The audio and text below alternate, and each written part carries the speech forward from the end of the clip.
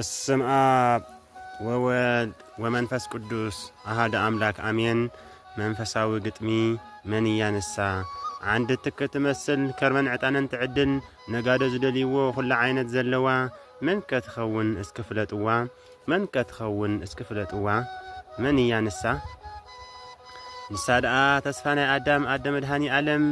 እታ ንጽሕቲ ኣዶ ኣደናይ ዘለዓለም ህያው ናይ ክርስቶስ ፈልፋሊት ናይ ሰላም ህያው ናይ ክርስቶስ ፈልፋሊት ናይ ሰላም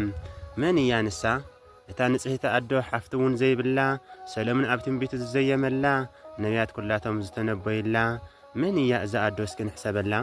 መንያ እዛ ኣዶ እስክንሕሰበላ መንያ ንሳ እሳ ደኣ እመቤትና እምበር ታወት ነቲ ልዑል ናይ ቅዱስ ምሕደር ኣዶን ድንግልን ዘለዋ ተኣምር ንኣምላኽ ትወልድ ብዘይግለጽ ምስጢር ንኣምላኽ ትወልድ ብዘይግለጽ ምስጢር መንያ ንሳ እታ ምሕደሪት ክትኮነ ዝበሃጋ ምሉእ ቅድስና ፈጺሙ ዝሃባ እታ በትሪ ኣሮን ፈራይት ዕምበባ እታ ዕፀ ጲጦስ ዘይነድድ ድባባ መንያ ንሳ ንጎርና ኣባ መንያ ንሳ ንጎርና ኣባ መንያ ንሳ እታ ሕዝቅኤል ዝረአያ ዕጹውቲ ማዕጾ ብኣምላኽ ትኽፈት ብኣምላኽ ትዕጾ ቅዱስ እዩ ፍርኣ ማሕፀና ኣምላኽ ዝረገጾ ንገነት ዘርሓወት ነቲ ዕጹው ማዕጾ ንገነት ዘርሓወት ነቲ ዕጹው ማዕጾ መንያ ንሳ እታ ነቢ ኢሳይያስ ዝተነበየላ ወዲ ክትወልድ እያ ድንግል ብድንግላ እታ ናይ ጉንዲ እቲ ጭብጭብ ጠጥዒ ፍረ እተፍሪ ንድልያውለስ ቀጻዒ እስኪ ንንገረላ መንያ ጠጥዒ እስኪ ንንገረላ መንያ ጠጥዒ መንያ ንሳ እታ ዘርኢ ዳዊት ኣዶ ናይ ብዙሓት ንህዝብን ኣሕዛብን ኣብ ሓደ ዝኣከበት ሕብስቲ ናይ ኣምላኽ ንነብሳ ዝመገበት እቲ ቅዱስ ስግኣ ንኣምላኽ ዝሃበት እቲ ቅዱስ ስግኣ ንኣምላኽ ዝሃበት መንያ ንሳ እታ ንጉስ ዳዊት ዝዘመረላ ኣብ የማን ኣምላኽ ትቐውም ዝበላ ብኸዋኽብቲ ኣምላኽ ትምስገን ተኸሊላ እታ ጽሩይ ወርቂ ንጹህ ልብሲ መግለጺ ዘይብላ በጃኹም ንጎሩና መንያ ንሳ ባዕላ በጃኹም ንጎሩና መንያ ንሳ ባዕላ መንያ ንሳ ርህርህቲ ህልና ዝኾነት ለዋህያ ለዋህ ኣድናይ ድሕነት ፍቕሪ ትምግብ ንኹሉ ብሕብረት መንያ ንሳ መሳልን ናይ ገነት መንያ ንሳ መሳልን ናይ ገነት መንያ ንሳ ስማ ንገርኒ ክፈልጥ ትውዕለት ቤዛዊት ዓለምያ ፈውሲ ዝወለደት መንያ ንሳ ማሕፀና ዘይቃጽሎ እሳት ጸውዕዋ ስማ መንያ ንሳ ባዕላ ኣሕዋት ጸውዕዋ ስማ መንያ ንሳ ባዕላ ኣሕዋት መንያ ንሳ ምድረ ባዳ ግብፂ ዝኹሉ ስደት ሕፃኑ ሓቒፋ ዝበለት ከርተት መንያ ንሳ ብዙሕ መከራ ዝጸገበት ጥሜትን ሽግርን ጽምእን ዝረኸበት ጥሜትን ሽግርን ጽምእን ዝረኸበት መንያ ንሳ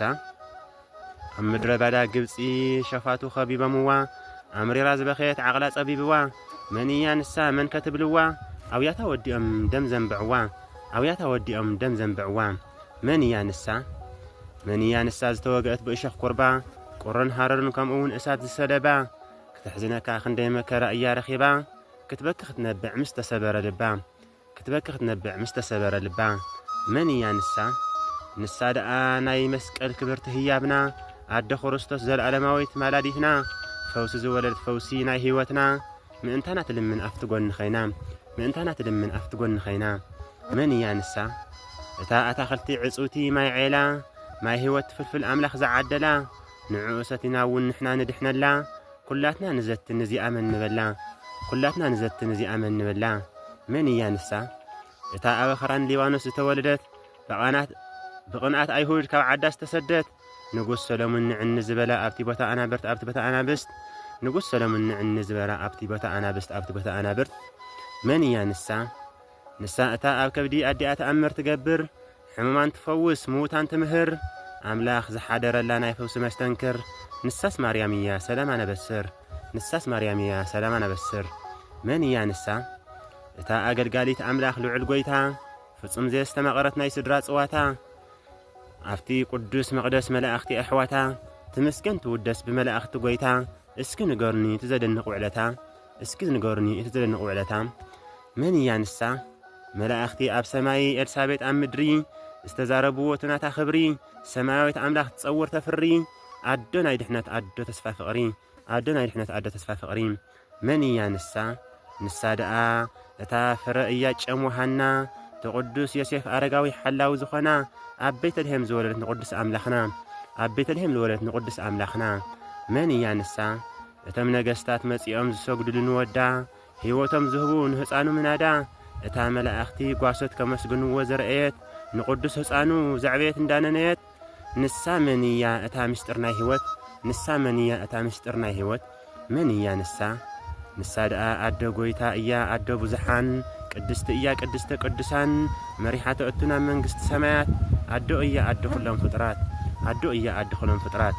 መንያ ንሳ ነመስግና እስቲ ብንጹህ ልቢ ብወርቂ ጫማኣ ማይዘስቴት ነቲ ጽሙእ ኸልቢ ካብ ኩሎም ፍጥራት ዘብለጻ ምሕደሪኡ ክትኮኖ ዝመረጻ መንያ ንሳ ቅድስቲ ማርያም እያ ንጽህቲ ኣዶና ኣብዚሓ ትጽሉ ምእንቲ ድሕነት ናትና ንሳስ ድንግል ማርያም እያ ድንግል ብስጋ ድንግል ብሕልና ንሳስ ድንግል ማርያም እያ ድንግል ብስጋ ድንግል ብሕልና ወስብሃት ለእግዚአብሔር ወለወላዲት ድንግል ወለመስቀሉ ክቡር አሜን።